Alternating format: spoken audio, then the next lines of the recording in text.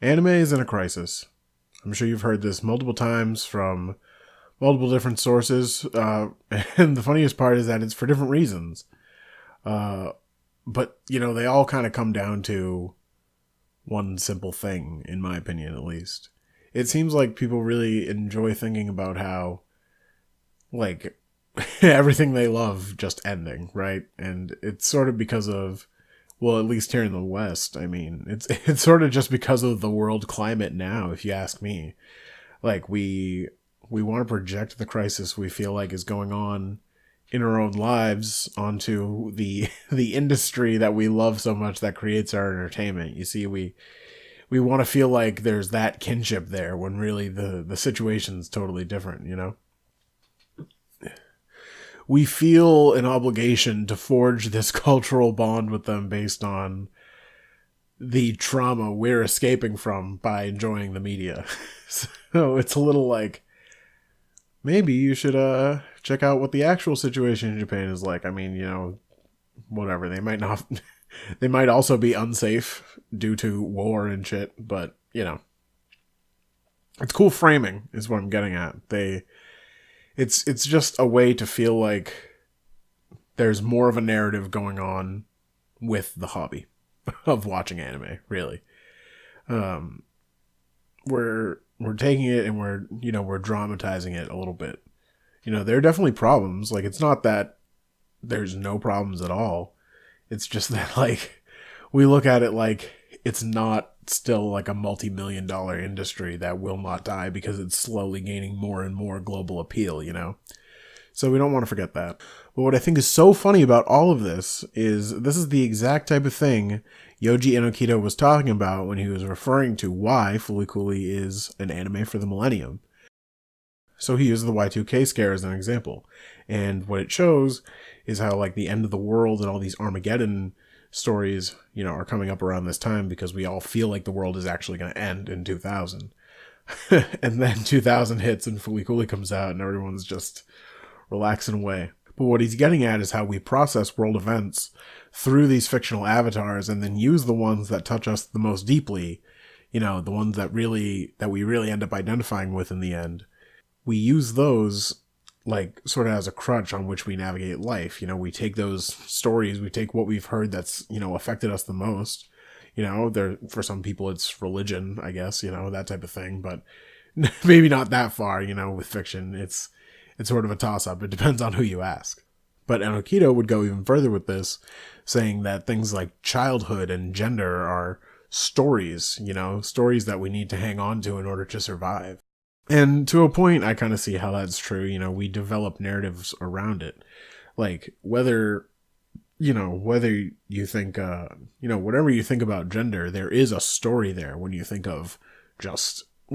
of the most basic concept of gender, just a man and a woman, right? You immediately understand the core aspects of that dynamic, whether or not you know the individuals, obviously. It's a story that we're all primordially familiar with, you know what I mean? Childhood as well, but I would say a little bit more culturally on that side of things. But the problem, and Enokido touches on this too, is that there's a really specific demand for these types of stories, and it's all based on the individual. So there's no real way to find a story, a single reflection of this social climate that everyone's going to appreciate. We want to be moved by a story, but how much of that is our desire to see ourselves vindicated? You know what I mean? Our desire to feel that artificial stress reliever of a story that plays out similarly to how we'd like the world to change? This happens to me every season in anime. Like, I always want to branch out from, the typical shows that I would pick, all in the same type of wheelhouse. But, sometimes you wade through so much shit that you just want to stop and you just want to start watching the good shit that you'll enjoy.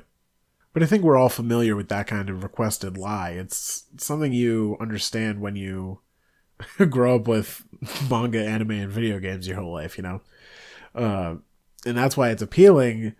That's why appealing to, Japanese otaku worked so well for a show that then came to the West and just completely dominated, changed what it meant to be anime.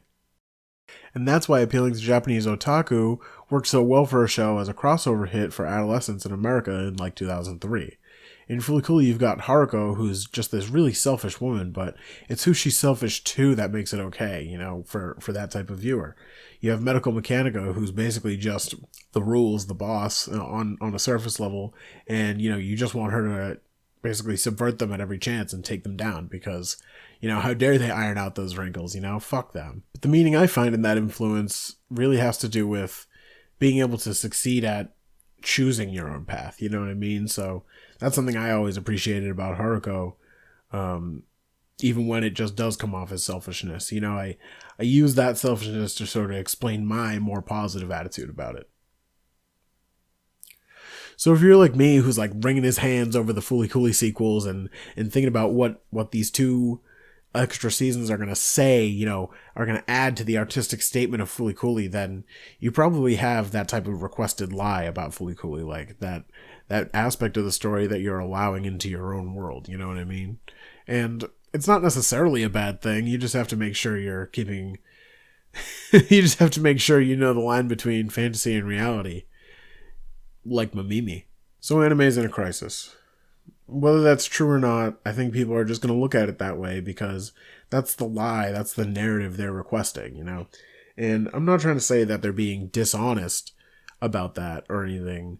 You know, they're going off of exactly what they want to see, but some of the sensationalist things about it and the really bleak portrayal of the industry is, you know, not always the most accurate, and it seems a little more gloomier than is real. So does it matter if it's true or not? Anime is in the middle of a crisis. I'd like to leave off today with a reading of a Yoji Enokido article. The reason Fulikuli is an anime for the millennium. When asked what part of Fulikuli I like, I guess it would be the fact that it doesn't kiss up to guys.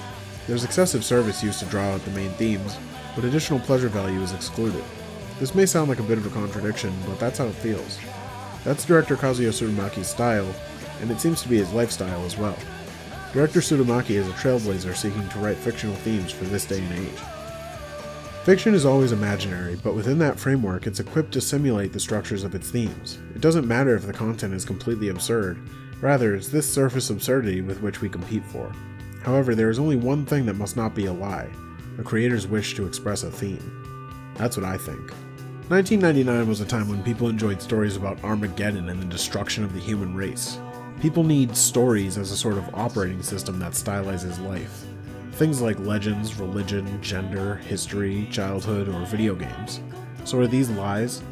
People characterize different eras based on the popular stories of the time. However, strictly speaking, the sort of stories that are demanded differ according to the individual. That's a good story, but it's not my taste. Quality is not a factor. People have their likes and dislikes when it comes to stories. Naturally, there is no way to find something that everybody likes. Firestarter in the show is Mamimi's story. Mamimi uses it to symbolize her own environment. In Mamimi's world, is Firestarter really fiction?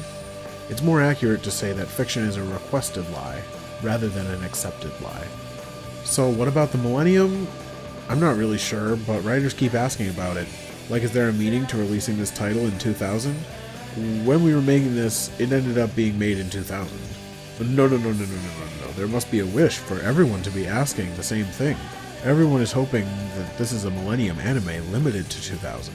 Wishes and hopes are actually demands. Ah, I see. So if we say that we weren't thinking about the millennium, no one would be happy. So it's decided that Fulikuli would be created as an anime for the year 2000. Does it matter if it's true or not? Fulikuli is a millennium anime.